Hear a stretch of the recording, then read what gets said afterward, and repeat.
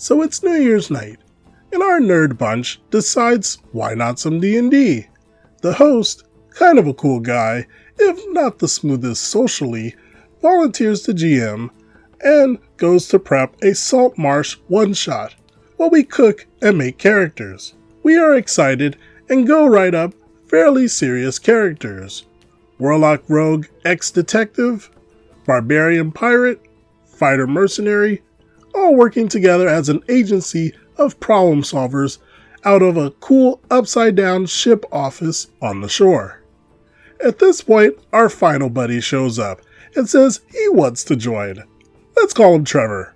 Trevor has a rather shaky grasp on the rules and isn't really willing to read up and learn, which is not too bad. The rest of the group are willing to help as we go along, despite the guy already complaining about spell texts being a bit too wordy for him. He keeps saying he's too lazy to read them, never mind writing down some notes about his magical abilities. On top of that, Trevor is ignoring suggestions and advice and being willfully ignorant in general.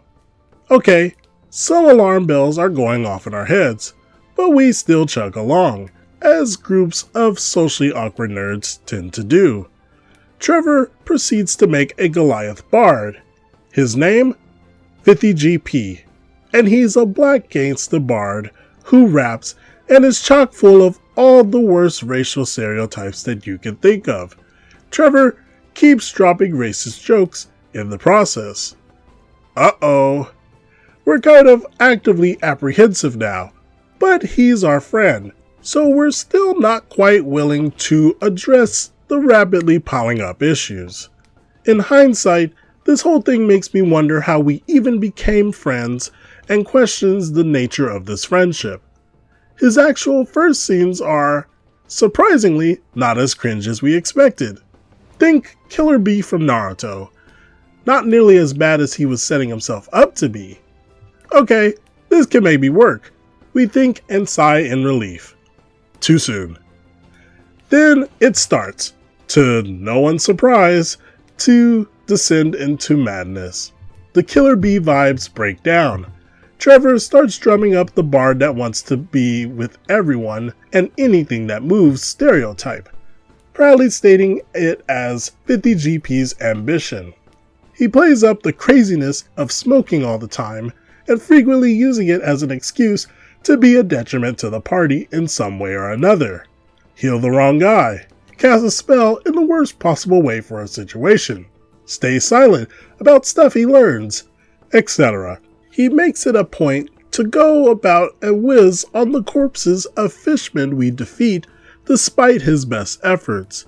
The GM is starting to get really unhappy about this, and the rest of the table is starting to realize it might have been a bad idea to let this guy in after the weird stuff he was pulling back at character generation. It culminates in the bard trying to rob the party by concealing loot, which the GM ruled everyone saw. A roll was made and failed badly. Trevor disagrees and starts to get a bit angry. He complains to the GM that things are unfair because he described himself as being very careful. The GM at this point is about done being accommodating to the madness and puts his foot down. 50GP was caught red-handed. We are kind of willing to skirt the issue and just let the bard keep the loot. Whatever. Let's just keep the game moving, we thought.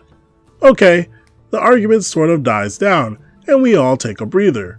We try talking to Trevor, and he seems to be willing to listen. Great. We proceed through the shipwreck after the break, hoping Trevor will be less of a problem after the talk. Except, he won't have it, despite his generally amenable response to being talked to earlier. He's offended now about the whole unfair treatment thing, and goes into what I can only describe as toxic princess mode. This passive-aggressive, sabotagey behavior laced with petty complaints, silly critiques, and just generally being a toxic person. And it was at this point that the table had collectively had it with Trevor. We confronted him, and it was pretty clear now that he never actually wanted to play and just wanted to mess up our game, which he also doesn't deny.